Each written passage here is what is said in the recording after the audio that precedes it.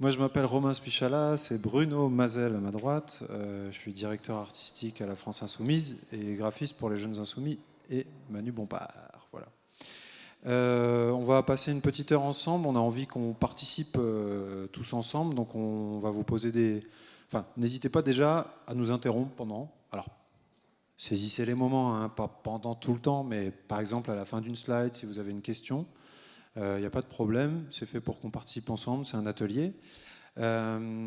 Et aussi, petite annonce, on recherche dans le cercle militant un ou une graphiste pour le siège de la France Insoumise. Donc ceux que ça intéresse viennent me voir, on sortira pour respirer un peu et me donnent leurs coordonnées et on échange les coordonnées pour ceux que ça intéresse. À ce stade, et déjà pour commencer, est-ce que vous pouvez nous dire, si vous vous sentez de prendre la parole, qu'est-ce que vous êtes venu chercher dans cet atelier et est-ce que vous êtes venu chercher des réponses à des problématiques que vous avez rencontrées, des questions par rapport à comment on communique graphiquement à la France Insoumise, etc. Donc si vous voulez parler, on commence maintenant, comme ça ça va nous permettre aussi de mieux aiguiller notre présentation en fonction de vos demandes. Est-ce que quelqu'un a des questions ou des problèmes qu'il rencontre? Nous dire... Ouais, monsieur. Attendez, en revanche, on le fait avec le micro parce que la conférence est captée. Moi, j'ai été candidat aux législatives dans la 6e circonscription du Pas-de-Calais. Ah, bah je viens du Pas-de-Calais. Ah, bah ça va, bah, on va s'arranger. Comment ça va? Ça va bien? Ça va bien, oui. Ouais, je vais bien. Nos glanes et Pont-Thébain. Et donc, j'ai sorti Brigitte Bourguignon de la circonscription. Mais c'est une RN qui est rentrée parce que bah, j'ai pas eu le suivi de la NUPES à fond. Je continue de travailler. J'ai mon directeur de campagne qui continue et mon graphiste et de communication qui continue. Alors moi, je suis venu chercher un peu d'informations et savoir jusqu'à quelle limite on peut aller. C'est-à-dire ce qu'on peut communiquer, comment on peut le communiquer, parce qu'on a créé un site, etc., qui fonctionne pas mal, et voir les relais qu'on peut avoir avec, au niveau national. Et bah, de toute façon, en fonction de ce qu'on va dire pendant cette conf, n'hésite pas à nous dire si tu as besoin de plus de précision sur un sujet ou quoi. Oui, tout à fait. Mais de toute façon, je vais laisser les coordonnées de mon graphiste. Avec plaisir. C'est quoi les villes de la 6e circonscription? Alors, les villes, les plus grosses villes, ils font 8000 habitants. C'est Limbre. Après, on monte, on a Dèvres, on a L'Enfoncé, on a Marquise, Rinxan. Okay. Mais c'est une grande circonscription, elle fait 184 communes. Il faut 1h30 pour la traverser. Ok, voilà. Très bien. Est-ce que quelqu'un a d'autres remarques, d'autres questions? Yes. Bon, ce sera pour toi juste après. Alors, dans notre GA, on est plutôt des personnes âgées, de mon âge, et on ne maîtrise pas du tout cet outil de charte graphique. Okay. Et donc, je suis venue pour essayer de me connaître. Et, ah, ok. Voilà. Bah, il y a une grande partie pratique, on y reviendra à ce moment-là.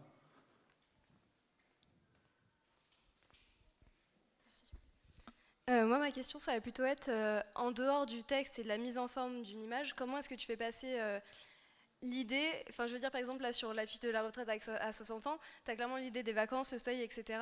Et comment tu le fais si on n'a pas des capacités artistiques et on ne peut pas faire une affiche qui est magnifique, et du coup avec quels outils, et en gros comment vous conceptualisez ça? Ok. Je rappelle que j'ai aucune capacité artistique, je suis autodidacte, j'ai pas fait d'école d'art et tout ça, et c'est moi qui ai fait cette affiche, donc tout est possible.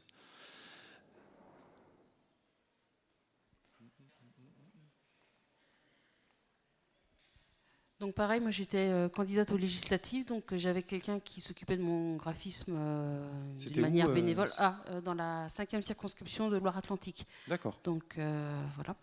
Et donc depuis que c'est terminé, évidemment, il a repris son travail de graphiste, ce qui est tout à fait logique et normal. Sauf que du coup, c'est moi qui me débrouille toute seule. Et que, comment dirais-je, c'est pas que j'y arrive pas, mais ça me prend un temps de fou, quoi.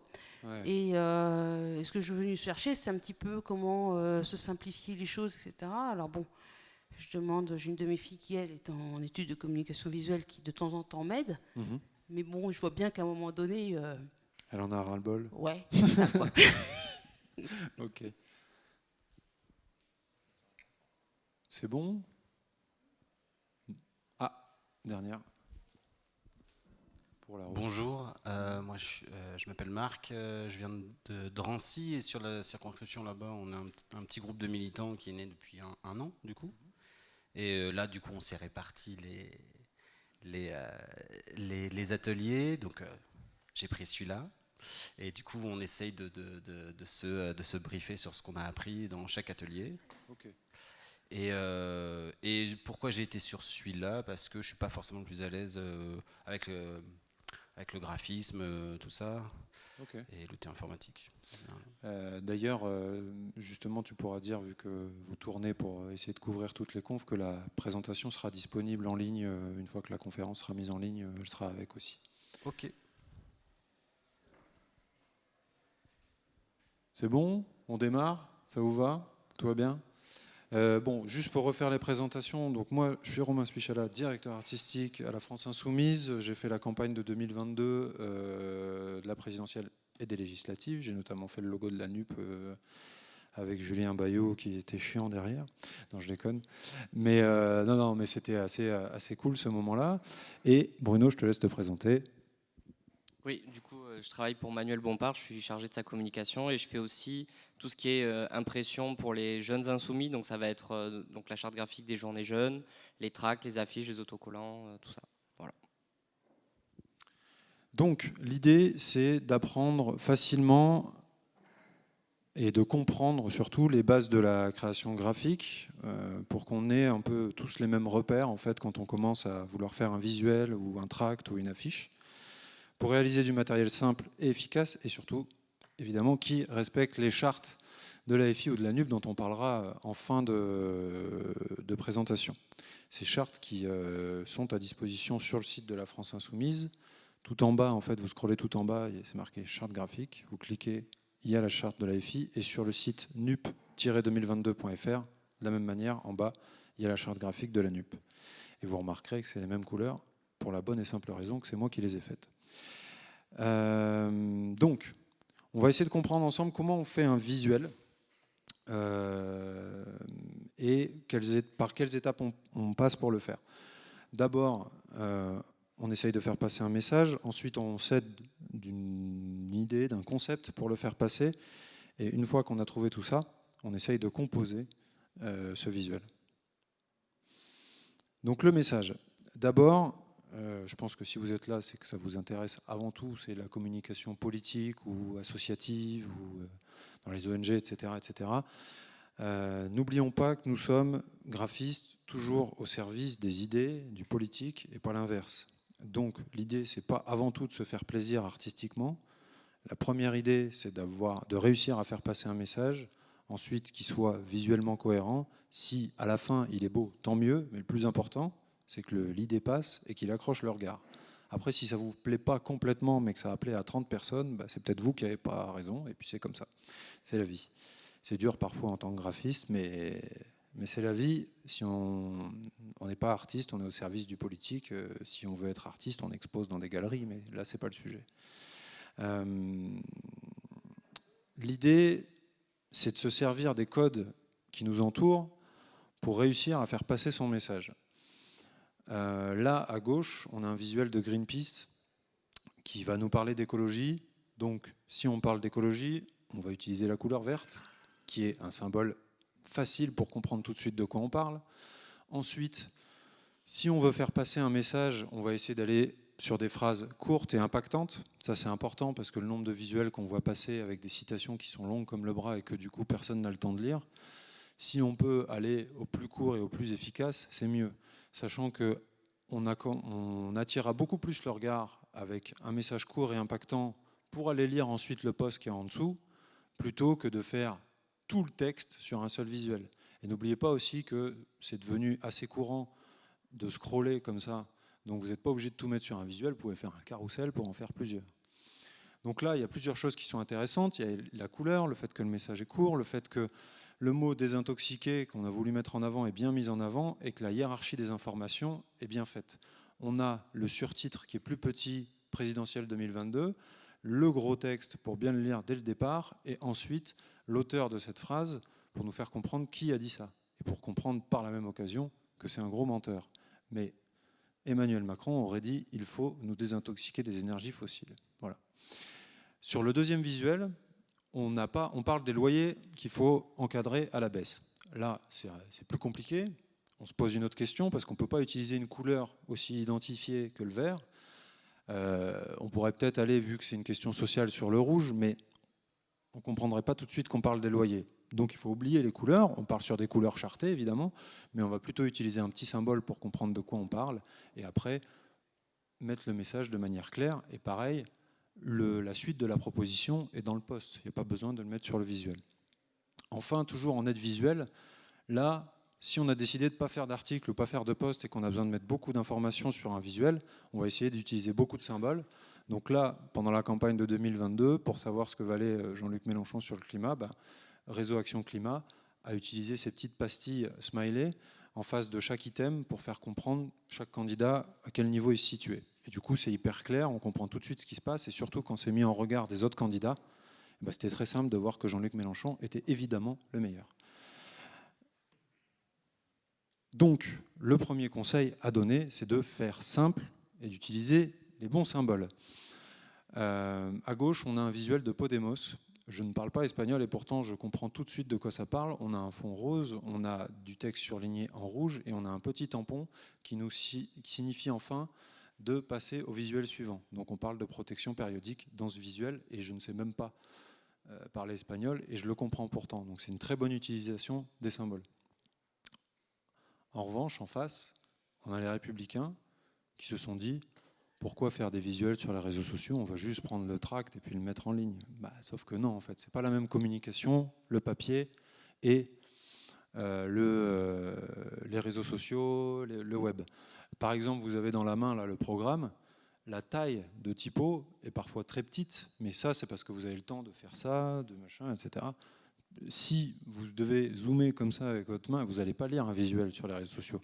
Donc ça, ce tract-là, il mérite peut-être, enfin, il mérite rien du tout, mais dans l'idéal, s'il y avait de bonnes propositions à l'intérieur, il mériterait peut-être un carrousel de 5-6 visuels pour le faire comprendre. Ensuite, il faut éviter les ambiguïtés.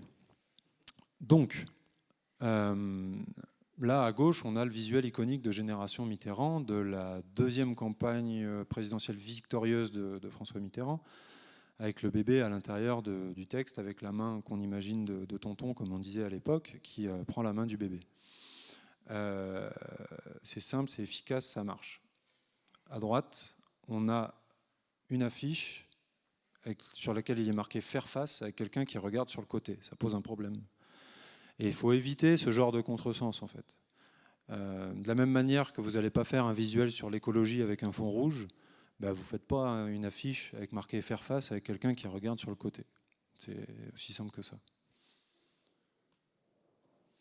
Ensuite, une fois qu'on s'est intéressé au message et qu'on a trouvé, on va dire, les symboles qui l'entouraient, on peut se dire, bon, voilà, je vais parler de l'écologie, donc il faut que je mette ma palette de verre au chaud, il faut que je trouve la bonne typo, il faut que je trouve peut-être les bons pictos autour de ça. Quel concept je vais mobiliser pour faciliter la compréhension de mon message? Là, par exemple, sur l'affiche que vous avez peut-être vue un peu partout sur les amphis, l'inflation, c'est quelque chose qu'on a tendance à imaginer qui monte, qui monte, qui monte. Et donc, on essaye de renforcer cette impression presque de suffocation, de chaleur, avec le concept visuel qui est justement d'aller sur une gradation de rouge vers le jaune pour matérialiser la chaleur, la difficulté, et dire que c'est et matérialiser aussi un sentiment d'urgence à bloquer les prix et à hausser les salaires.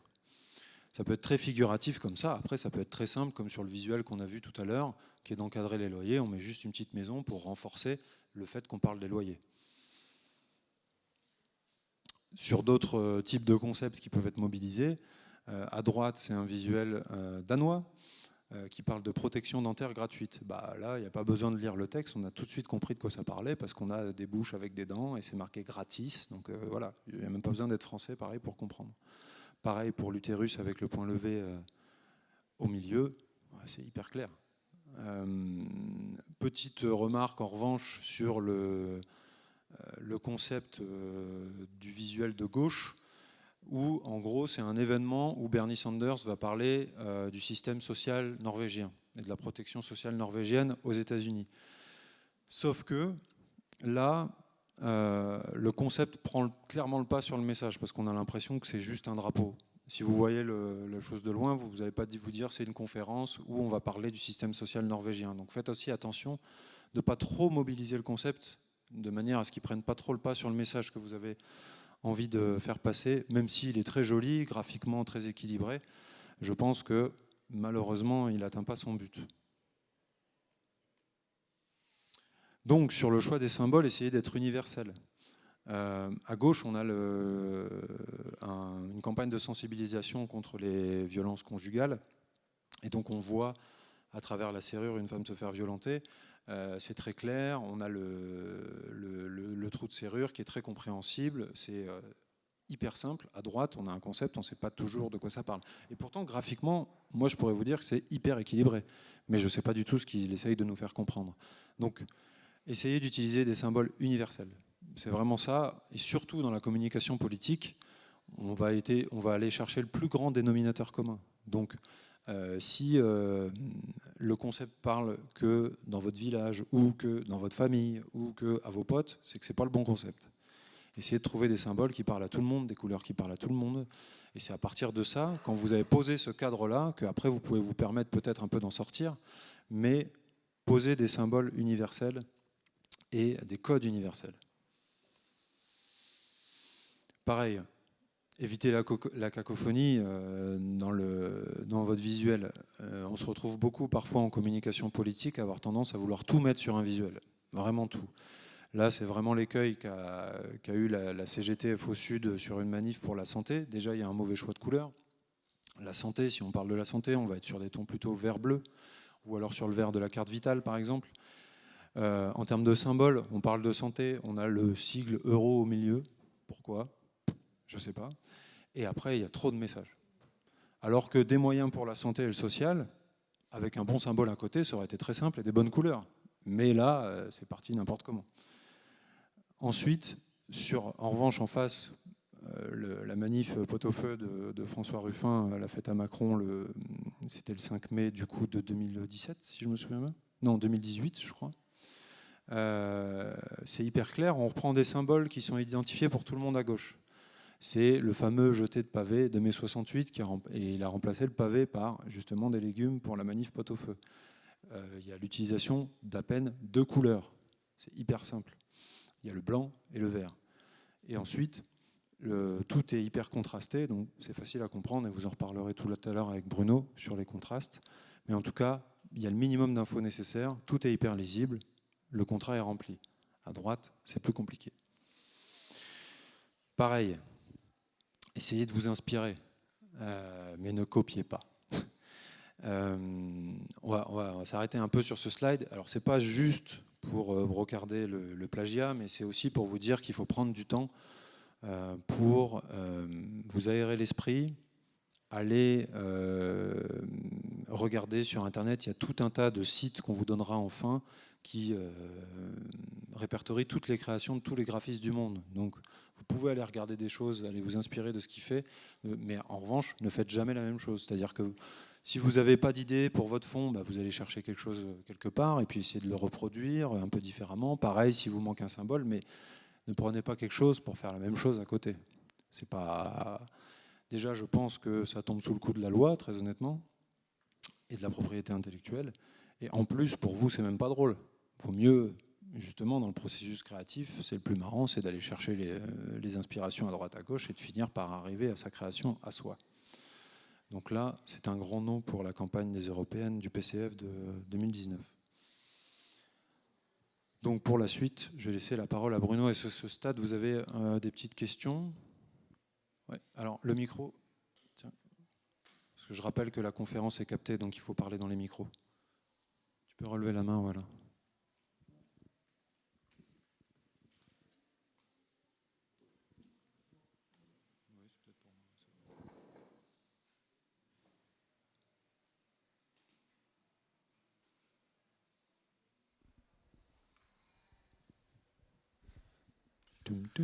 Bonjour.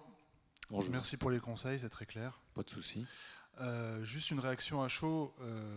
Comme disait notre camarade tout à l'heure, quand on veut faire un visuel et qu'on est bénévole, enfin militant dans un GA, on y perd énormément de temps.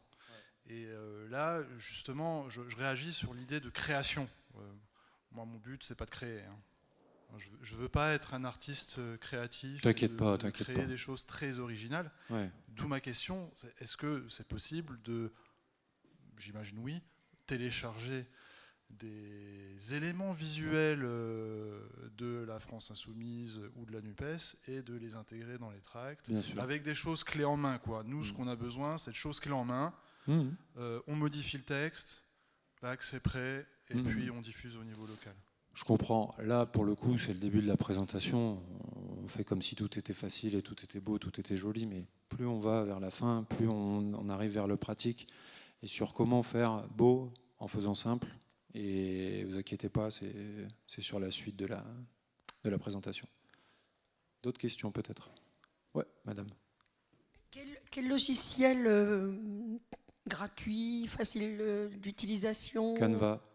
Canva ou Figma aussi. Ok. Après, bon, il faut quand même se former si on n'a pas l'habitude de ces outils, mais il y a tout un tas de tutos sur YouTube si vous voulez aller voir. Mais en outils en ligne, Canva et Figma, c'est ce qui se fait de mieux et c'est gratuit. Derrière toi, là-bas. Salut camarade. Salut. Du coup, pour rebondir aux deux questions en fait, parce que Canva, super outil. Il avait été fait, alors j'ai travaillé moi sur les anciennes campagnes avec le Discord Insoumis à l'époque. Il avait été mis en place une volonté de créer finalement des Canva, puisque Canva permet d'avoir des petits templates pour répondre à la demande de monsieur, c'est-à-dire que des graphistes, dont c'est peut-être le boulot, en suivant les chartes diverses et variées, créer des templates. Après, le problème, c'est qu'on a accéléré les chartes et qu'on n'a plus suivi. Mais c'est peut-être quelque chose à relancer, c'est-à-dire d'avoir des personnes dont c'est la compétence qui mettent en place des templates sur Canva et ensuite des gens qui ont un répertoire de templates, qui les récupèrent et moyennant une petite charte qui leur dit attention, tu mets pas plus de caractères, pas plus de temps de caractères, pas plus de temps de mots, etc. On arrive à faire des visuels pour les réseaux sociaux en tout cas. Je suis assez d'accord avec toi. En fait, ce qui s'est passé cette année, c'est qu'on s'est retrouvé un peu, pour rien vous cacher, à court d'effectifs au siège, et que, notamment avec la réforme des retraites et la masse de travail qu'elle a nécessité, c'était compliqué de s'attacher à faire ces outils de long terme, on va dire.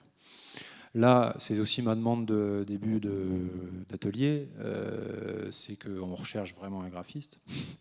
Et c'est aussi pour faire ce travail. Alors tu parles d'une base de données de templates, ça en fait partie, mais il y a la base de données photos aussi, par exemple, qu'il faut répertorier pour que tous les élus aient leurs photos nickel, qui leur plaisent à eux et qui soient faciles à utiliser, détourées avec fond, etc., etc., etc. Tout ça, c'est des choses qu'on a en tête.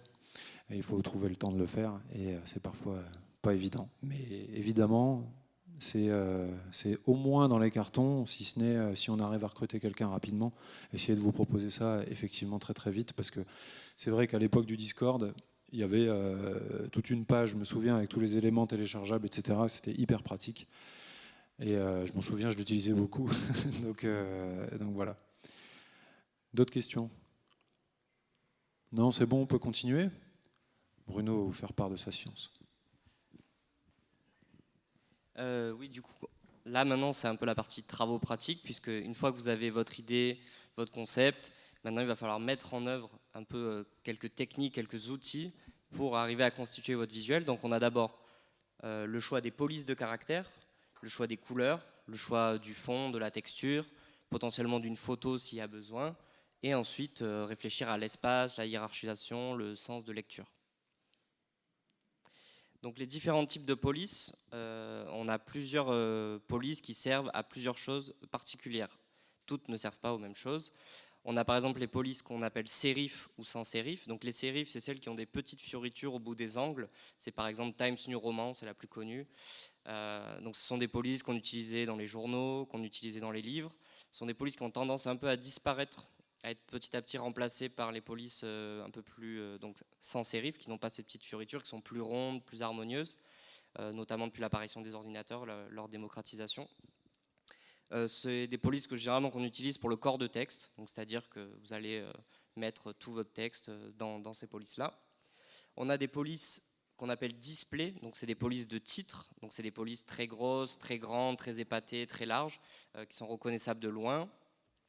Et enfin des polices qu'on appelle script, donc qui imitent l'écriture manuscrite, donc avec des belles boucles, des belles fioritures, etc. Donc ça, c'est des polices qu'on peut utiliser pour des signatures ou des petites citations un peu rêveuses. Toutes n'ont pas la même utilité. Si vous mettez tout votre corps de texte avec une police display, donc pour le titre, ça va être illisible, ça va être trop gros. Si vous mettez tout en script, ça va être beaucoup trop fin, etc. Donc quand vous allez constituer un visuel, il faut déjà réfléchir aux informations et du coup aux polices que vous allez utiliser pour ces informations. Donc là, on a un petit exemple, par exemple, avec du texte. Notre titre, il va être dans une police particulière, le corps du texte dans une autre, ou en tout cas le sous-titrage dans une autre police. Et ensuite, on va voir la taille, l'épaisseur qu'on va utiliser. On va avoir tendance à mettre les titres en très gros pour capter l'attention. On se dit, ah ben, la Révolution citoyenne, ça m'intéresse. Si mon titre est en tout petit et que le texte est en immense, ben, je ne vais pas comprendre de quoi ça parle et ça ne va pas forcément m'intéresser. On va donc jouer sur ce qu'on appelle les niveaux de graisse. Donc soit ça va être en anglais dans vos logiciels, donc bold par exemple, soit ça va être en gras par exemple. Sachant que nous à la France Insoumise, les titres c'est en heavy, black, c'est vraiment très très gras, très très grand pour être vu de très loin dans la rue. Et à l'inverse, vous allez avoir des polices qu'on appelle thin, donc thin en anglais, j'ai pas un très bon accent, désolé, fin, voilà, qui vont être plus fines. Donc, comme on avait dit au début, il faut faire simple et vraiment se censurer, se limiter. On a souvent envie d'en faire trop, de vouloir en rajouter, de dire ah là je pourrais rajouter cet effet, etc. Vraiment, faites un premier jet et vous vous dites bon, comment je peux réduire au maximum. Généralement les bons visuels, les bonnes créations graphiques, c'est 2-3 polices maximum. Le visuel de droite, voilà, c'est la cacophonie, il y a vraiment tout ce qu'il ne faut pas faire. Il y a trop de polices différentes, on ne fait pas de différence dans les informations, on ne sait pas où poser les yeux. Alors que le visuel de droite, 2 polices, très simple, c'est sobre, c'est cohérent, et du coup on se dit ah ok, il y a un festival, Sundance, tel jour, telle heure. Donc vraiment limiter au maximum les polices. Vraiment n'hésitez pas, c'est pas grave s'il n'y a pas une magnifique police script et puis une autre police, etc. Vraiment se limiter au maximum. Pour ce qui est des couleurs, il existe plusieurs types de couleurs en fonction des utilisations dont vous allez en faire. Il y a des polices qu'on appelle web ou RVB, qui sont des couleurs numériques, qui vont avoir une palette très large, qui peuvent aller jusqu'à du très flashy, très clair, mais qui ne vont pas exister pour réaliser par exemple une impression. Donc par exemple, si vous faites un visuel en RVB, en couleur numérique, si vous voulez imprimer ce visuel sur un tract ou une affiche, il se peut que la couleur que vous avez sur votre ordinateur ne ressorte pas de la même manière sur votre tract. C'est peut-être arrivé déjà quand vous imprimez quelque chose, vous dites ah ça sort pas pareil. C'est normal puisque ce ne sont pas les mêmes couleurs qui existent dans les deux mondes. Donc réfléchissez bien avant de constituer votre visuel, de vous dire dans quel mode je vais être, quelle est la destination de ce visuel. Si c'est que pour les réseaux sociaux, je me mets dans un mode RVB. Si c'est pour une impression, je me mets en CMJN. CMJN, c'est cyan, magenta, jaune, noir, c'est généralement les couleurs de l'imprimante. Et Pantone, c'est par exemple pour la production de matériel électoral, mais vraiment officiel, par exemple les bulletins de vote, ils vont exiger une couleur Pantone parce que c'est vraiment un ton direct et vous êtes sûr de ne pas vous tromper si vous avez ça. En sachant que sur la charte graphique qu'on va montrer après, il existe des codes couleurs que vous pouvez copier-coller, qui sont l'indication pour avoir pile poil la couleur qu'il faut. Vous n'êtes pas obligé d'aller la chercher dans la roue ou dans le nuancier. Donc n'hésitez pas à faire des copier-coller de ces informations. Oui.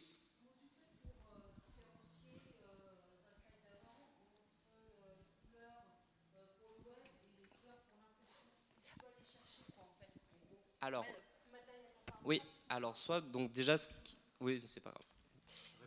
Oui, répétez la question, pardon.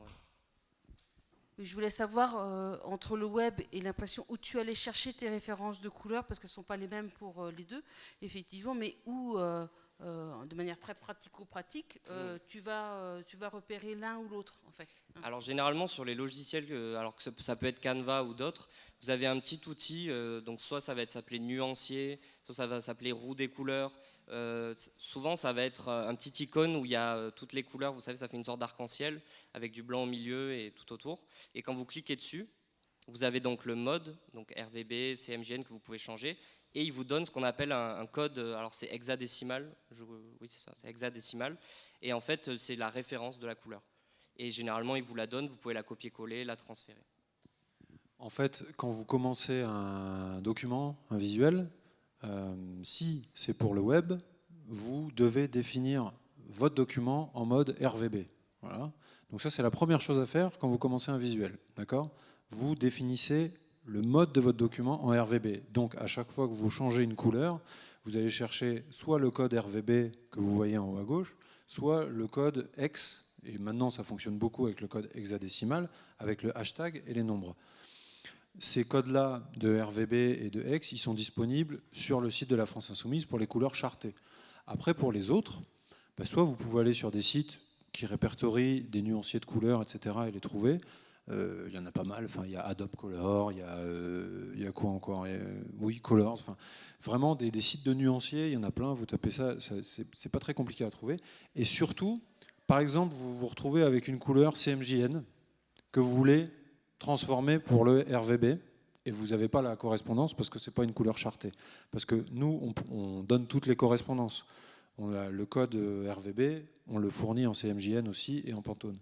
Mais si c'est une autre couleur, en fait, il y a ce qu'on appelle sur Internet des convertisseurs de couleurs.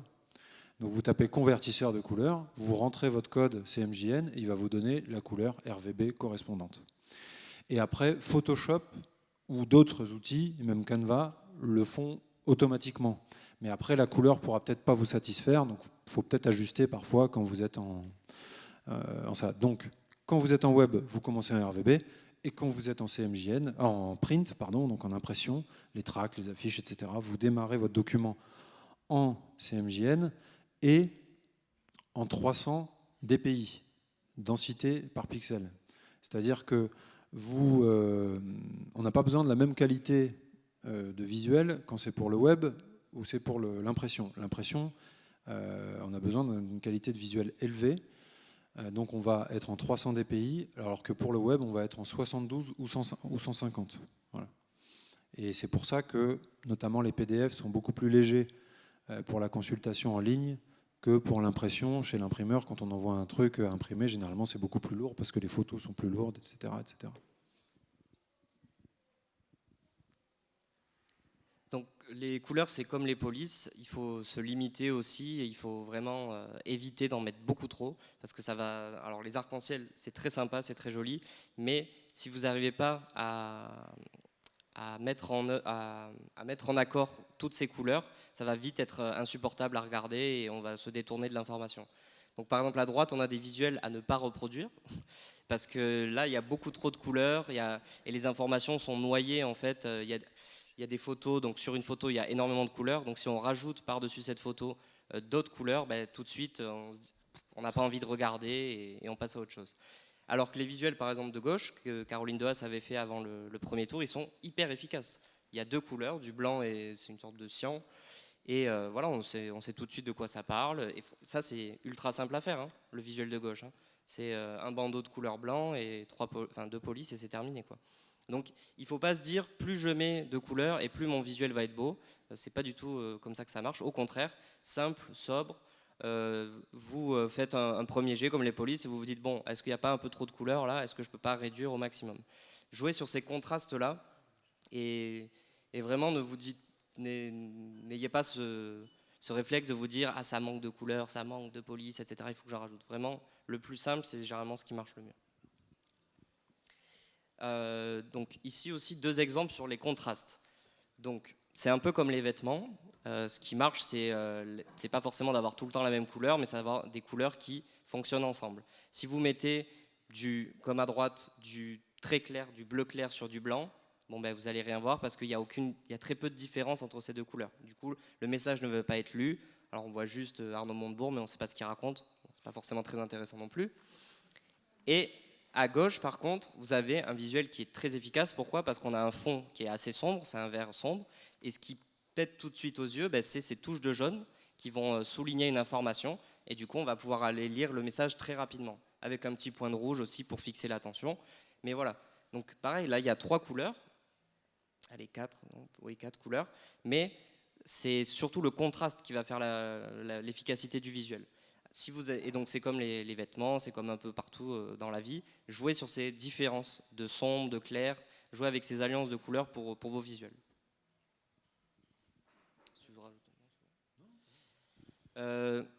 Donc comme a dit Romain en première partie, les couleurs elles ont un sens, même si on n'appartient pas au même pays, à la même culture, qu'on ne parle pas la même langue, il y a quand même, surtout à l'ère de la mondialisation, des références un peu communes dans la société. On va avoir des codes, on va savoir par exemple que le rouge c'est un peu la couleur soit de la passion, de l'amour, mais c'est aussi du sang, de la violence par exemple. C'est un peu des codes qu'on a tous et qui peuvent être du coup utilisés pour parler au plus grand nombre. Par exemple la couleur du violet qui est très utilisée pour représenter le féminisme. Dans les manifestations, on demande aux gens par exemple de venir avec un code couleur violet, donc ça va être des petits foulards, etc. Ça permet de créer une appartenance, une cohérence, des communautés. Donc c'est important de réfléchir au sens des couleurs que vous utilisez. Comme dans les premiers visuels sur la différence entre la santé, est-ce que le rouge, ça peut être une couleur de la santé ou pas. Si vous faites une campagne sur les jours heureux avec des fonds noirs et des trucs très, très sombres, bon, est-ce que ça signifie vraiment les jours heureux? Est-ce que c'est pas un contresens? Donc essayez de réfléchir aussi à ça. Qu'est-ce que j'utilise comme couleur et à quoi ça va faire penser? Et si je l'associe avec tel message, est-ce que ça va marcher ou pas? Et petite remarque sur les visuels féministes, n'utilisez pas le rose.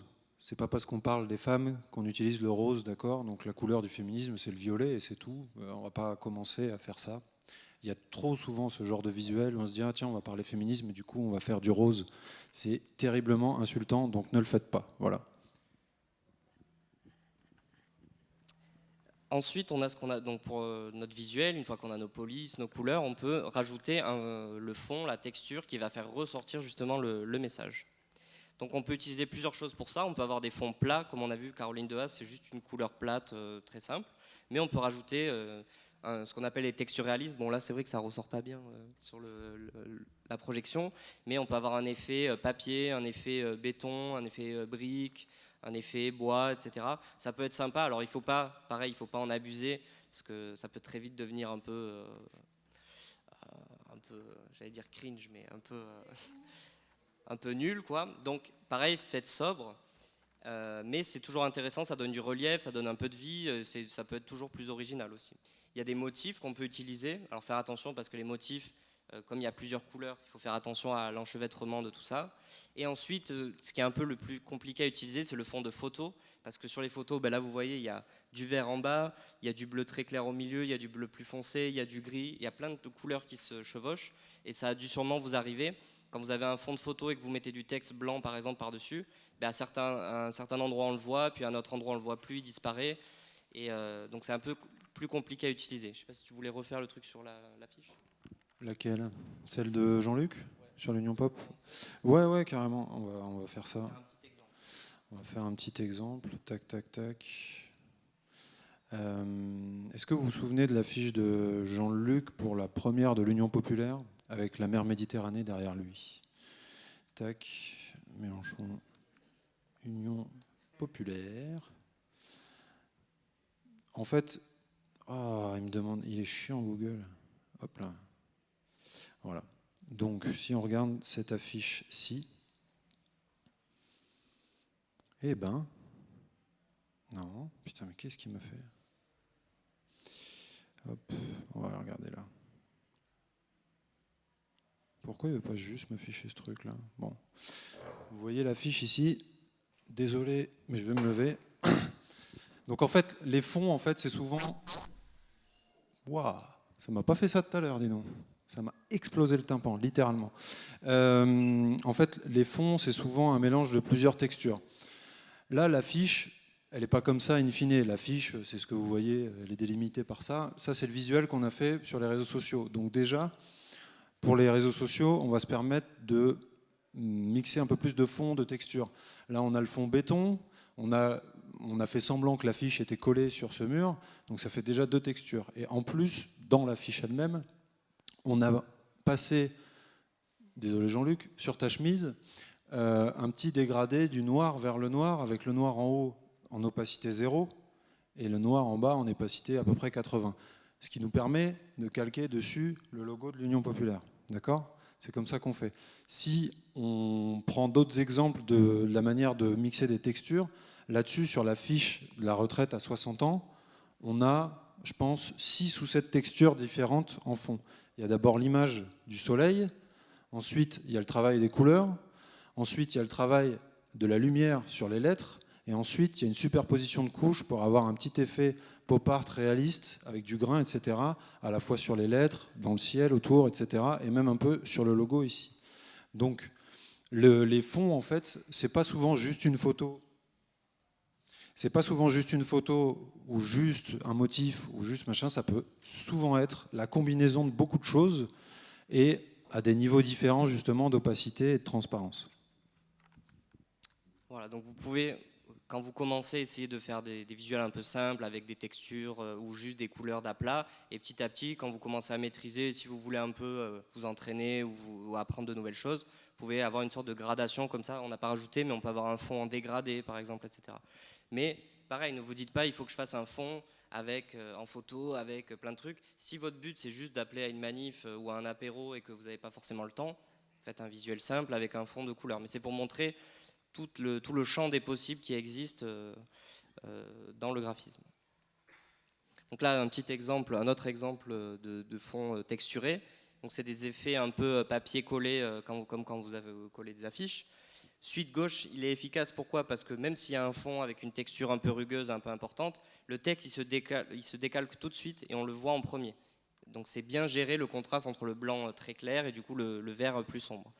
L'erreur à pas faire, bon là ça ressort mieux que sur l'ordinateur, mais l'erreur à pas faire, c'est d'avoir le texte qui soit trop mêlé au fond et qui du coup ne soit plus lisible en premier. Donc normalement là, ça ressort en gris terne, etc. et on fait pas la différence des informations et du coup on n'a pas un bon sens de lecture, etc. Donc faites attention à ce que votre texte, votre message soit en premier plan, bien à l'avant, bien visible en premier, et que votre fond ne serve que de support au message. Et un petit supplément, pareil, si vous commencez à vous améliorer, que vous avez envie d'un peu de vous amuser et donner un peu plus de vie à vos visuels, vous pouvez donner du relief, donner de la profondeur, de la 3D. Alors il y a des effets qui sont assez faciles à faire, par exemple le visuel tout à gauche qui donne un effet de cadre Instagram, donc vous pouvez faire passer des textures derrière des visages, etc. Vous pouvez donner des effets de découpage d'un journal, vous pouvez donner des effets d'ombre comme s'il y avait une profondeur, etc.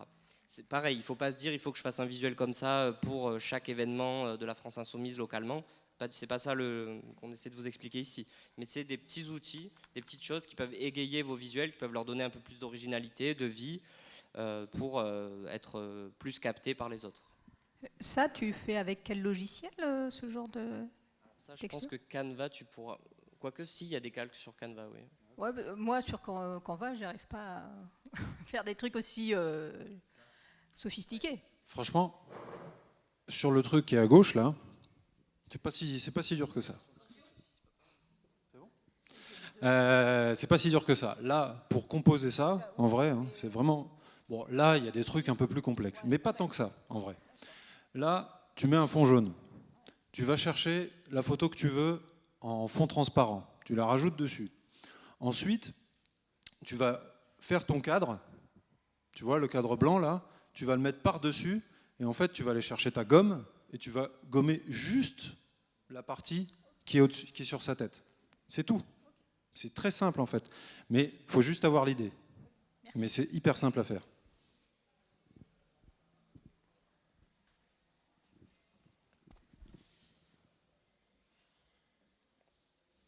Ensuite, donc, là, on en a un peu parlé déjà des photos, mais alors ça, c'est un petit teasing de la campagne jeune qui arrive aussi à la rentrée. Donc les photos, le choix, surtout vraiment n'hésitez pas alors surtout à l'heure actuelle, on a vraiment des appareils, même sur les téléphones, on peut avoir vraiment de la très haute définition sur les photos. Utilisez au maximum des photos en très bonne qualité, en HD, le plus possible. C'est vraiment, surtout sur les réseaux sociaux, des visuels où il y a des photos pixelisées, ou surtout de l'impression où vous devez étirer en grand des photos. Ça fait vite, on n'a pas forcément envie de regarder, etc. Alors je sais que des fois c'est compliqué, on n'a pas forcément des photos en très bonne qualité, mais essayez de privilégier au maximum des photos en grande résolution. Vous verrez que ça sera beaucoup plus pratique. Après, si vous voulez faire des grandes affiches, etc., vous aurez plus de facilité. Pour les détourages, alors il existe plein de tutos sur Internet pour apprendre à détourer. Alors par exemple sur Canva, je pense, il y a un outil sur Canva qui est avec le Canva Pro qui permet de détourer rapidement. Mais si vous voulez faire des grandes affiches, il n'y a pas de solution miracle, il va falloir le faire vous-même, notamment en passant par Photoshop ou quoi. Donc ça peut être bien d'apprendre à le faire. Mais si vous ne savez pas le faire, essayez de demander à des gens qui vous détourent très proprement les photos, parce que ça se voit surtout sur des grandes affiches, ça se voit très rapidement si c'est mal détouré, etc. Et du coup, c'est généralement pas très agréable à l'œil. Donc faites attention à ça. Là, Valérie Pécresse, par exemple, bon, on ne le voit pas, c'est un peu loin, mais elle est très mal détourée, notamment les cheveux, souvent. Si vous avez des cheveux bouclés, si vous avez des cheveux un peu ébouriffés ou des longs cheveux, le détourage fait un peu à la va-vite, ça va se voir, et c'est un peu problématique. Et aussi la retouche, donc c'est bien de toujours photoshopper un peu notamment les candidats pour être sûr qu'ils ont de la bonne lumière, qu'ils n'ont pas de reflets, ou alors si vous avez un camarade, il y a une photo où il a un gros bouton de fièvre et il vous dit s'il vous plaît est-ce que tu peux l'enlever, bon ça on peut le faire, mais de trop retoucher, d'enlever toutes les imperfections, tous les grains de beauté, etc., nous c'est pas forcément notre ligne. On préfère garder des gens à visage réel, en fait. On n'a pas envie d'avoir que des mannequins photos qu'on croise jamais dans la rue.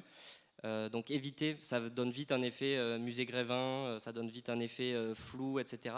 La Marine Le Pen, elle n'existe pas, cette Marine Le Pen. Donc on essaie d'éviter ça à la France Insoumise. Oui, et aussi sur vos séances photos, si vous faites des séances de photos avec vos députés ou avec les personnes que vous avez envie de mettre en avant, faites attention à ne pas trop forcer sur le maquillage aussi. Le maquillage, c'est bien pour éviter les reflets, mais c'est à peu près tout. Il ne faut pas que ça change le visage de la personne que vous êtes en train de prendre en photo, parce qu'effectivement, comme disait Bruno, ça tourne vite au mannequin de cire et ce n'est pas l'effet qu'on a envie de donner. On montre la vie à peu près telle qu'elle est. Et enfin, un des éléments les plus importants de la composition, c'est l'espace, la hiérarchisation et le sens de lecture. J'ai toujours pas retrouvé celui qui a dit ça, mais c'est comme en musique, il faut vraiment que je le retrouve. C'est comme en musique, ce qui est important dans la musique, c'est pas les notes, c'est le silence entre les notes. C'est-à-dire comment on fait respirer les notes entre elles. C'est pas parce que vous avez 15 000 notes, 20 changements de tonalité dans votre musique qu'elle va être géniale. Mais c'est pareil pour un visuel, c'est pas parce qu'il y a tous les éléments, c'est pas parce que c'est tout rempli partout, qu'il y a du texte, des formes, des effets, que ça va être le meilleur visuel. Au contraire, le mieux est l'ennemi du bien. Des fois, c'est le mieux, c'est d'avoir très peu de choses, mais qu'elles soient bien agencées, bien ordonnées, et que ça soit harmonieux. Le visuel de gauche, il y a quasiment on peut tracer presque une diagonale au milieu.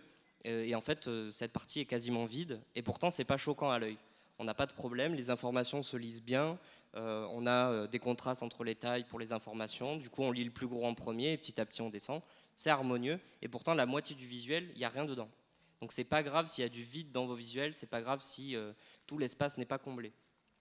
Le visuel de droite, alors ça peut être un style, il peut être sympa, mais si j'ai un message politique à faire passer dedans, c'est une catastrophe.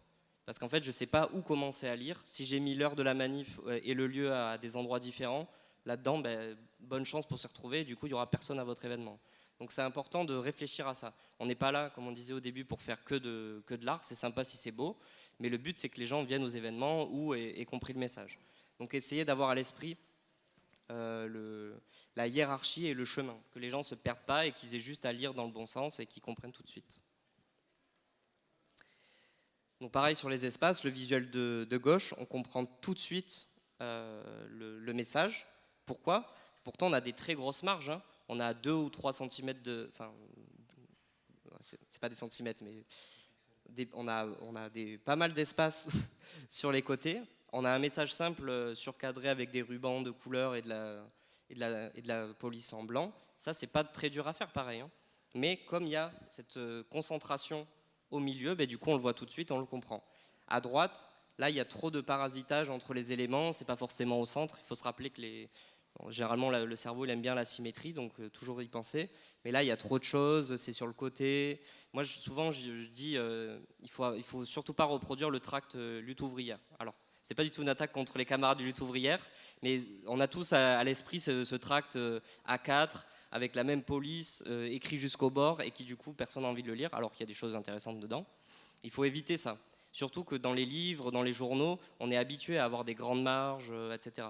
Donc vraiment, aérer, espacer vos visuels, il ne faut pas avoir peur du vide dans ça. Attention, micro. Juste là pour madame. Hop là. Je vais les défendre parce que j'aime bien ces contre-attaques, c'est Nantes révolté. C'est Nantes en colère. Non, je sais plus. C'est Nantes révolté, mais ils ont changé de nom. Ça. Et du coup, c'est aussi leur caractéristique du coup. Je pense qu'on peut aussi se permettre peut-être des choses quand ça devient régulier et que c'est ta touche, quoi. Attends, mais la touche, ils peuvent garder toutes leurs touches si ils centrent le truc, qu'ils mettent des vraies marges. Le centrage, c'est vrai que franchement, ça suffit. Hein. Il ne manque pas grand-chose, on est d'accord. Et ça peut être un style. Et on est d'accord que le cadre, c'est fait pour être dépassé. Mais il faut quand même avoir un cadre. Après, c'est de la communication essentiellement sur Internet. Et alors ? Non, mais je veux dire, c'est pas pour faire une affiche. Pas donné quand même. Attends, on respecte les internautes, enfin. Ah bah, ça c'est plutôt pour moi, effectivement. Si vous voulez de l'aide sur la manière de composer un visuel, c'est bien de le penser aussi comme un magazine ou comme un journal. Les journaux et les magazines sont constitués de colonnes, en fait, et sont hyper bien organisés. Donc, si vous pensez votre visuel comme ça, vous vous dites, bon, bah, en fait, mon visuel, sur un 16/9, je vais faire 3 colonnes. La colonne de droite va être réservée aux informations, la date, l'heure de l'événement, etc., etc. Et tout à gauche, ça va être mon visuel avec la tête de mon député, ou le lieu où aura l'événement, etc., etc. Et en fait, ça va vous obliger à avoir une certaine discipline, et il n'y aura plus besoin en fait, de mettre des lignes ou de séparer les éléments sur votre visuel.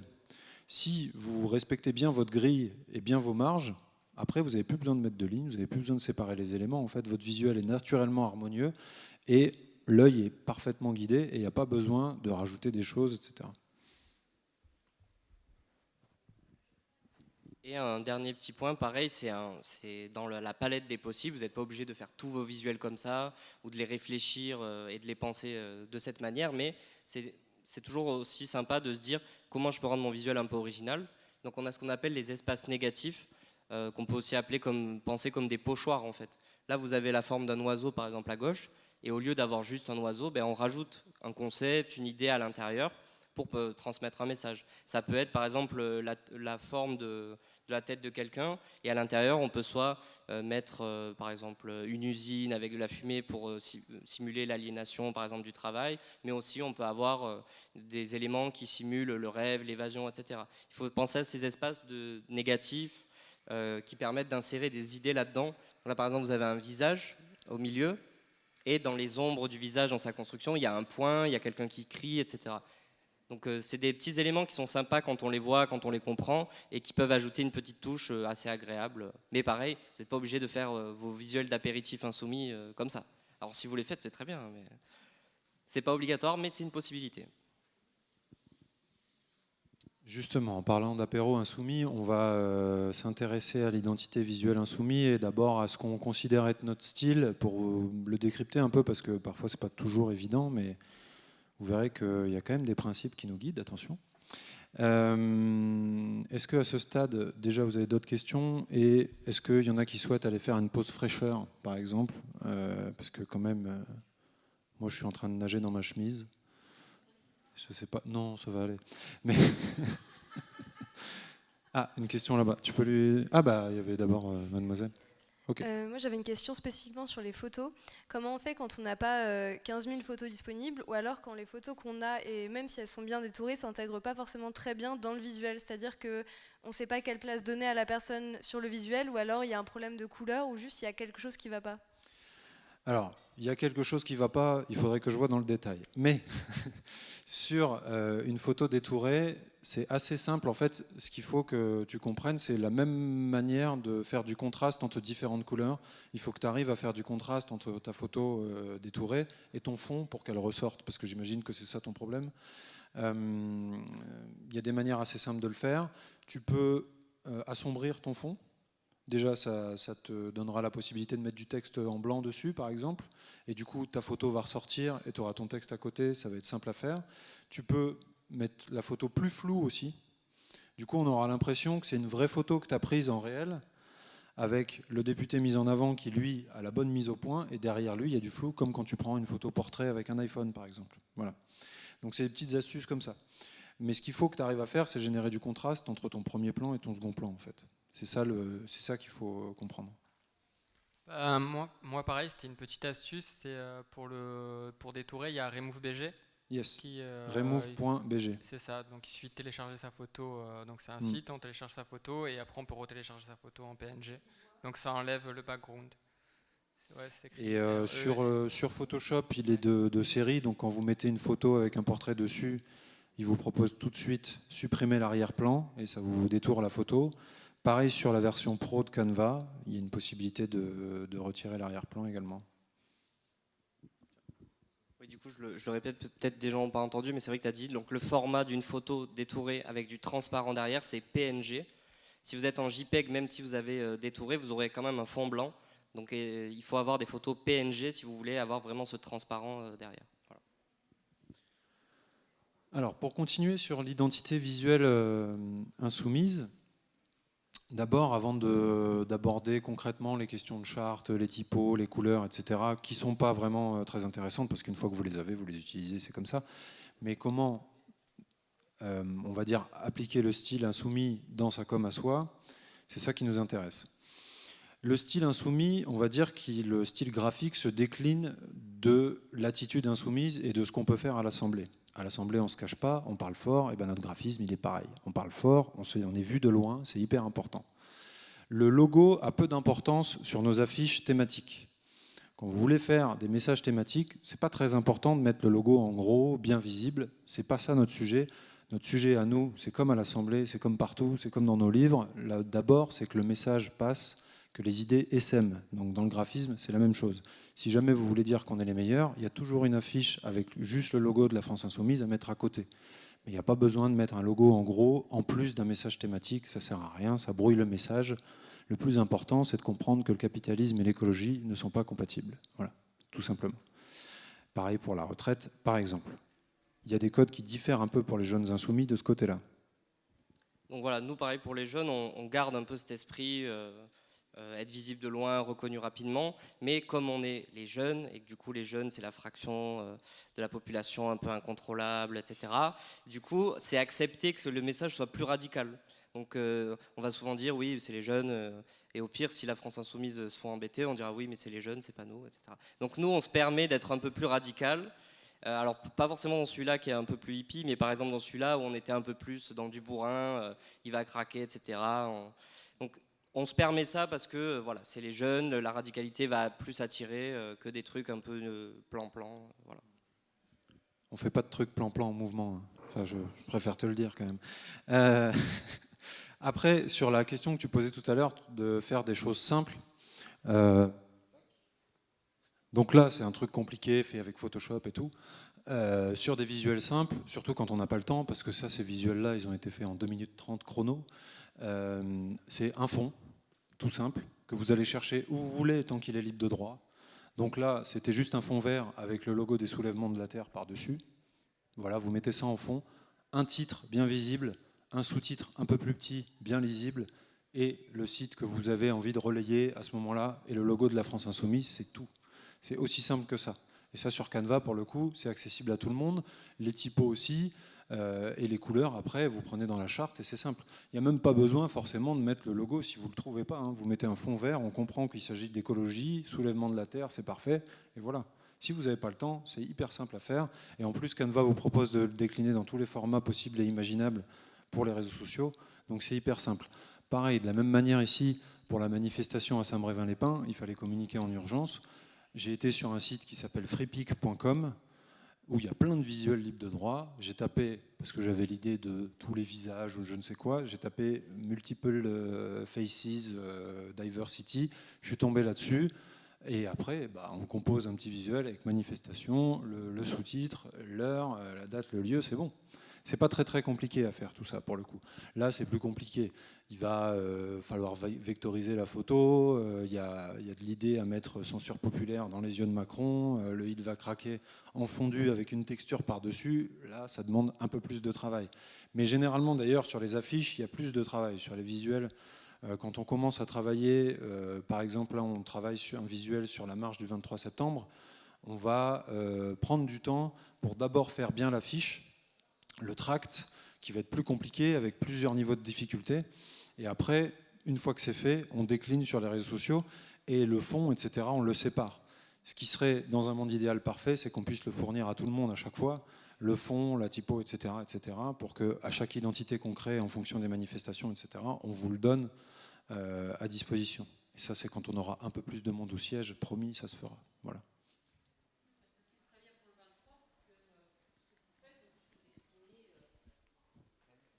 Oui, mais sinon, pour la capta, on n'entend pas.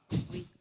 Ce qui serait bien pour le 23, justement, c'est que le visuel que vous faites au siège, on puisse le décliner avec nos lieux et nos heures de manif à nous. Quoi. Ouais, ça, pour le coup, en plus, pour le 23, simple, puisque de toute façon, ça ne sera pas une manif parisienne, enfin juste parisienne, il faudrait effectivement qu'on le fasse. Mais ça pour le coup, on va le penser, je pense, sans aucun souci. Je pense à un autre truc, mais ça m'est sorti de la tête. Est-ce qu'il y a d'autres questions à ce stade ? Non, on peut avancer. Ensuite, le style insoumis, il y a plusieurs choses sur l'utilisation de l'iconographie et des photos. On essaye d'être sur des messages positifs dans notre communication, très propositionnels. C'est-à-dire que, par exemple, après la mort du jeune Naël, on a proposé tout de suite un plan d'action, justice partout. On n'était pas dans le « ah, c'est grave, ah, c'est dur ». Non, allez, on se relève, on fait des choses, on propose des choses. Dans le graphisme, il faut que ça évoque ça aussi. Donc ce qu'on va mettre comme photo, c'est pas des larmes, c'est le moment de la manifestation où s'exprime la plus forte solidarité envers la mère de Naël. Et donc on va mettre cette photo-là pour exprimer du positif, de la solidarité. C'est toujours ce qu'on essaye de faire. Les sujets ne sont pas forcément évidents à chaque fois. Il ne s'agit pas d'en rajouter en fait. Donc il ne s'agit pas non plus de faire des blagues, ce n'est pas le sujet, mais on va essayer de tourner le message pour aller vers un avenir positif, vers des propositions, vers l'avenir en commun, quoi, en somme. Mais pareil pour la retraite à 64 ans, on ne va pas dire la retraite à 64 ans, c'est dur, c'est l'enfer. Effectivement, c'est l'enfer, mais ça tout le monde le sait. Donc on va être sur la retraite à 60 ans, qu'est-ce que ça pourrait être ? Ça pourrait être profiter de ses petits-enfants ici, là, et effectivement, n'oubliez pas, on a un mouvement qui représente tout le pays, d'accord ? Et je dis ça notamment pour les gens qui parfois vivent en province, et moi je viens du Pas-de-Calais, hein, donc je sais de quoi je parle, mais n'oubliez pas que la France n'est pas blanche, quoi. Je préfère le dire, la France elle est de toutes les couleurs, de toutes les religions, et on montre tout le monde à la France insoumise, d'accord ? Ensuite, sur la foule, on va essayer de la montrer en mouvement, dans de l'action collective. Là c'est ce qu'on a fait pour le 6 juin, et on va essayer d'allouer ça avec des symboles. Donc là on a nos drapeaux, on a nos kakémonos, on a les gros ballons de syndicats, on a viré le logo de la CGT pour pas qu'ils nous embêtent, mais à part ça, voilà. Et l'idée, c'est toujours de montrer quelque chose de positif, quelque chose qu'on fait ensemble, quelque chose qui est collectif, d'accord ? Ensuite, sur l'utilisation des symboles, d'abord on essaye on n'a pas peur d'utiliser les symboles nationaux. Si ça vous dit d'utiliser le drapeau français ou la cocarde, allez voir Antoine Léaumont, il adore ça. Il n'y a aucun problème. On ne laisse pas ça au Front National, donc on y va. Le drapeau français, il est à nous, il n'y a aucun problème là-dessus. Ensuite, sur des symboles plus progressistes, on va dire, on a toujours le triangle rouge qu'on peut mettre par petites touches. Là, si vous allez à la boutique, il y a ce t-shirt Faites mieux qui est disponible. Voilà, je fais un peu de réclame. Avec le triangle rouge, et c'est par petites touches. Il apparaît souvent sur la couverture de l'Avenir en commun. On l'a sur le revers de la veste de Jean-Luc. Et on essaye de le mettre souvent sur des photos comme petit rappel, comme petit symbole qui nous rassemble dans un mouvement culturel aussi même plus large que les Insoumis finalement. Pareil pour les symboles féministes, je le disais tout à l'heure, mais la couleur du féminisme, c'est évidemment le violet, donc on va utiliser ces couleurs-là, pas de rose. Et puis ensuite, nous, sur l'écologie, le vert a effectivement été un peu préempté par Europe Écologie Les Verts. Il ne s'agit pas de les copier et de faire des visuels tout verts tout le temps, parce que eux, même quand ils parlent d'autre chose que d'écologie, ils font des visuels verts, donc je pense que le message n'est pas forcément clair. Mais nous, on va dire que sur ces sujets écologiques, effectivement, c'est bien d'apporter une touche verte, mais on va peut-être aller sur du bleu clair, qui va être plus sur de l'eau, et qui est notre symbole à nous. Si on avait un symbole à allouer à notre logo, ça serait la goutte d'eau. C'est plutôt ça, notre symbole à nous, c'est pas la feuille. Voilà, juste que vous le sachiez. On essaye de, petit à petit, de faire rentrer cette symbolique-là pour l'écologie. Et puis après, on essaye aussi, parfois on communique sans mettre de logo nulle part. Je ne sais pas si vous voyez sur le programme que vous avez peut-être tous entre les mains, il n'y a pas le logo de la France Insoumise en fait. On essaye de parler à plus large, donc on va faire en fait une identité qui respecte nos codes. Donc on est vu de loin, c'est coloré, c'est joyeux, etc., etc. Mais on ouvre et on ne met pas forcément le logo présent partout. L'idée, c'est que d'ici une dizaine d'années, on remplace la fête de l'UMA. Donc voilà, Beyoncé, c'est dans 5 ans à peu près, je pense. Donc voilà, et pareil sur l'émission populaire, elle essaye de parler à un public plus large, donc on va emprunter des codes télé tout en gardant nos propres codes à nous, mais on va emprunter des codes télé pour parler et des codes YouTube pour parler au plus large. Ça, c'était la dernière émission de la saison. Je vous encourage d'ailleurs samedi, l'émission populaire, c'est samedi en fin de matinée avec toujours Julie aux manettes. Et puis pareil pour les jeunes insoumis. Pareil, on essaie d'utiliser, notamment pour les journées jeunes, on fait des chartes chaque année différentes avec des polices, etc. Mais on a des petits éléments communs. Donc là, ça fait 2 ans là, qu'on utilise la tortue, parce que c'était Jean-Luc qui avait dit la tortue électorale. Du coup, au début, c'était une petite blague, mais maintenant aussi, on essaie de se l'approprier comme symbole. Il y a des gens qui viennent en manif avec des peluches de tortue, etc. Donc, on essaie aussi de récupérer cette petite chose. Ça crée, voilà, c'est toujours un peu sympathique et ça crée une sorte de petit lien commun aussi entre les gens. Alors, les chartes. Déjà, je vous encourage à n'utiliser, et je vous encourage fortement à n'utiliser que ces 2 logos. Il y a des déclinaisons de ces logos qui existent, mais on les utilise juste au siège sur la communication très officielle, et on essaye de pas trop que ces logos s'éparpillent dans la nature, parce qu'après ils sont parfois utilisés de manière un peu bizarre. Donc s'il vous plaît, utilisez ces 2 logos-là, ils sont très bien. Et à la rigueur, si vous voulez utiliser que le phi et le v, c'est-à-dire enlever la France Insoumise et l'utiliser comme ça, c'est possible aussi. Mais limitez-vous à l'utilisation de ces 2 logos, donc soit le symbole tout seul, soit le symbole avec le texte. D'accord ? Vous avez aussi la possibilité de les passer en blanc sur vos visuels. Si jamais vous pouvez pas, ils ne sont pas assez lisibles, si vous les mettez sur une photo par exemple et qu'ils se perdent dans la photo, passez le logo en blanc. C'est assez simple à faire sur Canva. Oui, le micro. Merci beaucoup. Merci. On peut prendre le logo et le texte changer, de mettre notre nom de GA, c'est autorisé ou compliqué. Non, mais non pas forcément. Alors après, le mieux, c'est de mettre... en fait, ça devrait être charté. Si j'avais eu le temps l'année dernière, je l'aurais fait. Mais en gros, l'idéal, ça serait d'avoir ce logo avec en dessous un bandeau marqué GA du 44, machin. Ok, on le met en dessous. Mais mettez-le plutôt en dessous, okay. Ouais.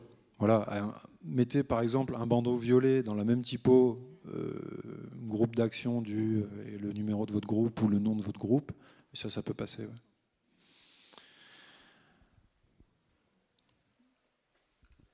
Donc les chartes, elles ne sont pas très contraignantes. Franchement, une fois que vous avez compris à peu près le style, il y a quand même des possibilités de s'amuser un peu. Sur le site de lafranceinsoumise.fr, vous allez tout en bas, il y a un lien vers la charte graphique.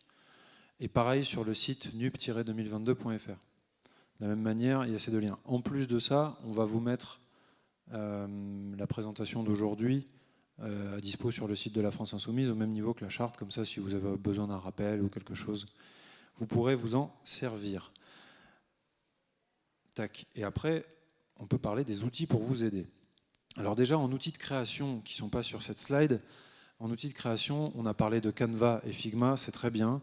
Moi, je mettrais un petit plus aussi pour Figma si vous voulez collaborer avec les gens.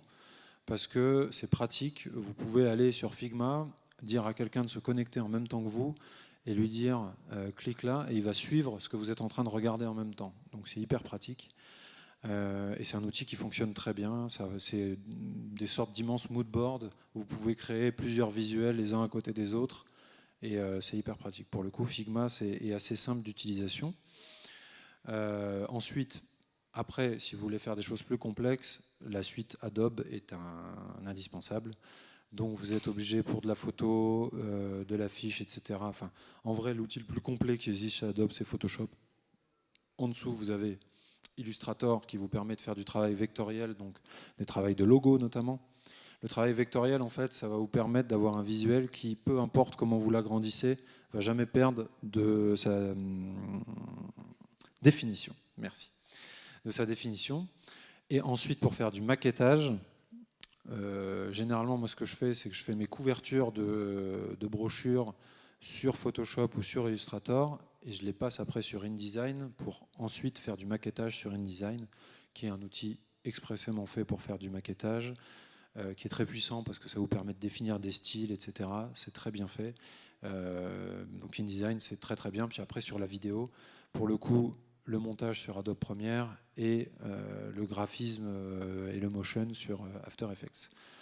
Ensuite, je finis juste 2 secondes, sur les outils qui peuvent être utiles pour vous quand vous n'avez pas de photos pour illustrer votre propos. Il y a beaucoup de banques d'images et d'illustrations qui existent et qui sont gratuites. Et juste un petit conseil, quand vous faites une recherche, ayez bien en tête que vous n'êtes forcément pas le premier ou la première à l'avoir faite, cette recherche. Donc prenez pas la première photo qu'on vous propose, essayez d'aller à la 2e, 3e, 4e page pour aller chercher une autre photo qui sera tout aussi bien mais qui sera peut-être un peu moins utilisée. Donc pareil pour les illustrations, etc. Ça vous évitera d'avoir des choses qui sont utilisées ailleurs. Et aussi, regardez dans les crédits de la photo où cette photo a été prise. Ça ne sert à rien d'avoir l'imaginaire américain sur vos visuels ou d'autres choses. Donc sur vos visuels, quand vous faites une recherche, essayez de faire écologie plus France ou écologie plus la région machin, ou le Mont-Saint-Michel, j'en sais rien, enfin bref. Mais vous pouvez faire une recherche qui vous permet de ne pas faire ça, parce que Bruno t'en parlait dans la conférence d'avant, mais certains partis se sont fait épingler pour avoir représenté l'armée américaine à la place de l'armée française dans des visuels programmatiques, etc., etc. Et ça, Quotidien adore checker ces petits trucs-là, au lieu de parler du fond, bien évidemment. Mais donc faites attention à ne pas vous faire épingler de ce côté-là. Et ensuite, sur les polices, Google Font est votre meilleur ami, je pense. Vraiment, font.google.com pour chercher des polices différentes, c'est vraiment très utile. En plus, vous pouvez voir, si vous tapez le texte que vous voulez voir, à quoi il va ressembler, en fait. Et il y a aussi le site Fonts in News qui est intéressant, mais ça, c'est plus pour de la recherche, parce que ça va vous permettre de voir la typo dans une utilisation. Donc en fait, c'est un site qui va répertorier des affiches, des albums, etc. que vous avez vu, je sais pas, l'album de Pink Floyd par exemple, et va vous dire c'est cette typo-là qui a été utilisée comme ci, comme ça, etc.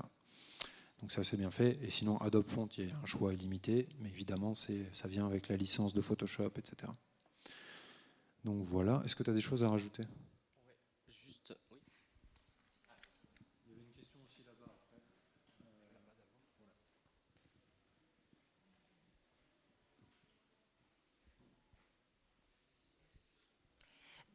Est-ce que, par exemple, un jour, on pourra envisager on contacte un service de visuel et qu'au lieu que vous nous envoyiez, par exemple, la maquette, qu'on n'y touche pas, qu'on s'engage à ne pas y toucher et qu'on puisse tirer nous-mêmes les affiches. L'envoyer à un imprimeur et tirer nous-mêmes les affiches qu'on aurait choisi, voilà. Avec la quantité qui vous convient, voilà, etc. Exactement, la taille qui nous convient, pour en avoir des grandes et des petites, parce que les panneaux, d'ailleurs l'année prochaine, là je suis à la retraite, je vais faire une super enquête sur mon agglo, puis je vais mettre les maires à l'amende par rapport au nombre de panneaux. Ça va être mortel là, ils vont pas. Je vais les... Là, j'ai bien l'impression qu'ils vont passer un sale quart d'heure. Ouais. Voilà, là, je vais avoir du temps et je vais m'en occuper. Donc ça, ce serait bien qu'un jour on puisse avoir, par exemple, une maquette et qu'on puisse aller chez l'imprimeur et dire j'en voudrais tant, pour tant, pour tant. Et pour nous, ce serait plus pratique plutôt que d'avoir... bon, je critique pas, hein, parce que moi, je reçois les palettes. Vous avez le droit de critiquer. Non, non, il n'y a pas de problème. Chez moi, je reçois les palettes livrées par Dacher. Bon, déjà, j'habite dans une allée des fours à chaud. Donc lui, le camion... à chaque fois, il est là, le mec. Non, mais je peux pas venir là. Je dis si, les autres sont venus, vous pouvez venir, et c'est hyper compliqué, quoi. Et alors, si on avait, pour te répondre à ta question, alors bon, déjà, ça dépend pas du graphiste et du directeur artistique, ça dépend plutôt du pôle matériel, et donc c'est Ulysse qui, je sais pas si tu vois qui c'est, oui. Mais c'est Ulysse qui gère tout ça. Mais d'intuition, alors parfois on le fait parce qu'on n'a pas le temps d'imprimer. Si par exemple pour le tract Justice Partout, on avait mis la maquette téléchargeable et imprimable par n'importe qui. Ça arrive de temps en temps, en fait, quand nous-mêmes, on ne peut pas imprimer.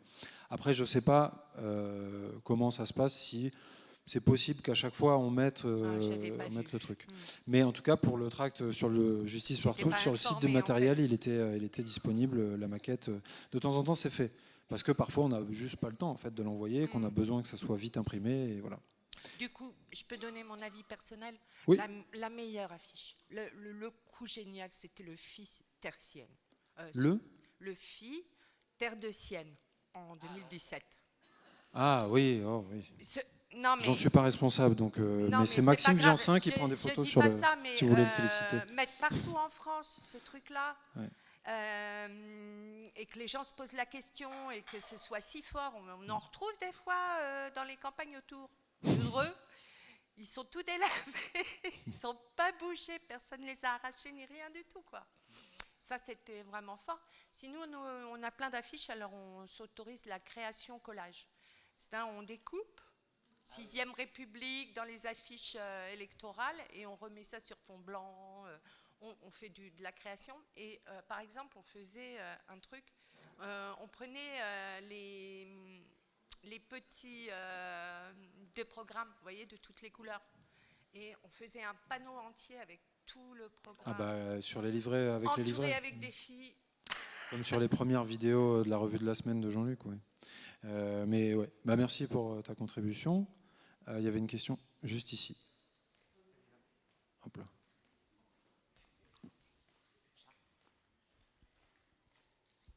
Tu parlais de Figma tout à l'heure par rapport à Canva. Sur Canva, quand tu fais un visuel, il est enregistré, tu peux le récupérer, le transformer, mais en gardant les grandes caractéristiques. Tout à fait. Et c'est quand même très simple. Ouais. Enfin, en tout cas, ça simplifie bien le travail. Est-ce que sur le deuxième site que tu disais, c'est Figma, c'est pareil. D'accord, ok. C'est enregistré en temps réel, c'est la même chose. Et donc, juste puisqu'on en est sur les affiches et tout ça, faire attention aussi aux couleurs qui se délavent. Ouais. Parce que Macron, président des riches, quand il reste longtemps, t'as plus que Macron président. Ah ouais. C'est pas moi qui ai fait Macron président des riches. Si ? Non, mais c'est une vieille ça. Oui, ça c'était. Ah oui, mais ça date de 2017 ça. J'étais pas encore en fonction. Mais oui, mais c'est clair. Et après aussi, ça dépend parfois de la qualité de l'impression et des finances du parti aussi de temps en temps. mais c'est clair, je suis d'accord avec vous. Hop là. Est-ce qu'il y a d'autres questions? Parce qu'on va aller pouvoir profiter du concert sur la petite scène, je crois. C'est Pet Jet ce soir. C'est l'ingé son d'ailleurs, je précise, le concert de ce soir, c'est l'ingé son de l'émission populaire. Donc Tony, graphiste, je voulais juste réagir par rapport à la charte graphique et à la typo, l'apothèque, parce que sur la charte graphique, enfin, ça c'est très technique. Alors on l'utilise plus, mais oui. Ouais, c'est ça. Comme c'était une Adobe Font, en fait, elle n'était pas accessible si on n'avait pas Adobe. Donc, alors oui, là. Donc est-ce qu'il y a du coup les polices de substitution qui sont conseillées particulièrement? C'est mon prochain objectif à la rentrée, c'est de donner des polices de substitution pour toutes les polices. Effectivement, notre police de titre, c'est plus l'apothèque maintenant, c'est celle que vous voyez ici, l'Alternate Gothic Condensed Heavy, qui est aussi Adobe Font, malheureusement. Ah, ouais, Mais, et du coup, l'apothèque, on la garde juste pour les logos, mais on l'utilise plus autre part que sur les logos. Parce que du coup, les gens ne pourront pas suivre du coup, la charte graphique. C'est un peu, voilà, après, on aime bien aussi que les visuels officiels soient bien les visuels officiels aussi. Il n'y a pas forcément de... Voilà. Mais je suis d'accord avec toi qu'il faut au moins une police alternative, et ça sera fourni assez rapidement avec la charte graphique, c'est un indispensable, je suis d'accord. Et je voulais rajouter aussi le fait que pour tous ceux qui vont devoir faire du graphisme alors qu'ils ne sont pas forcément graphistes, eh ben, il y a tout le bagage de tous les documents, toutes les affiches et tous les tracts qui ont été faits jusqu'à maintenant, parce que maintenant il y en a quand même beaucoup, et il suffit de s'inspirer en fait de ce qui a déjà été fait, et comme ça vous cale aussi pour pas faire de conneries en fait. C'est clair, mais c'est ce que dit souvent Bruno, c'est que la première chose à faire, c'est de reproduire les choses et de s'entraîner à reproduire les choses, parce que quand on reproduit les choses, en fait, vous allez vous apercevoir que c'est pas si simple déjà, et que ensuite vous allez voir, vous allez mettre votre visuel à côté du visuel que vous essayez de reproduire. Vous allez dire, mais attends, mais qu'est-ce qui déconne? Qu'est-ce qui fait que pourtant j'ai tout bien fait? Donc vous allez voir que c'est peut-être un problème de typo, que c'est peut-être un problème de fond, que c'est peut-être un problème de couleur, etc., etc., etc. Un problème d'espace, de hiérarchisation, enfin tout ce qu'on a dit sur la composition avec Bruno. Et du coup, ça va vous apprendre aussi à respecter certaines règles, certaines capacités. On ne dit pas, et Bruno et moi, on est l'exemple vivant de ça, on n'a pas fait d'école d'art, de graphisme, on a appris tout ça en autodidacte, et on a dû, et c'est pas pour ça qu'il ne faut pas aller chercher des règles, c'est hyper important, et c'est pas pour ça qu'il ne faut pas travailler surtout, mais il faut aller chercher ces règles-là, parce que déjà ça vous permet de vous en libérer assez vite, et ces règles-là, elles sont utiles, surtout dans le travail qu'on fait, pour que le message soit compréhensible. C'est au service avant tout de la lisibilité et de la facilité de compréhension des éléments de communication. On voit trop souvent des visuels qui arrivent avec trop d'éléments, beaucoup trop de textes, beaucoup trop de couleurs différentes, beaucoup trop de typos différentes. Calmez tout ça, calmez votre député aussi, s'il vous plaît. Et dites-lui qu'en fait, le plus simple, c'est le mieux. Et c'est pas forcément le plus facile à faire non plus, d'ailleurs. Est-ce qu'il y a d'autres questions avant qu'on aille se rafraîchir? Je ne sais pas si on va se rafraîchir d'ailleurs. C'est tout? C'est bon? Tout va bien? Bon, s'il y en a qui veulent candidater à l'offre de graphisme de la France Insoumise, qui viennent me voir.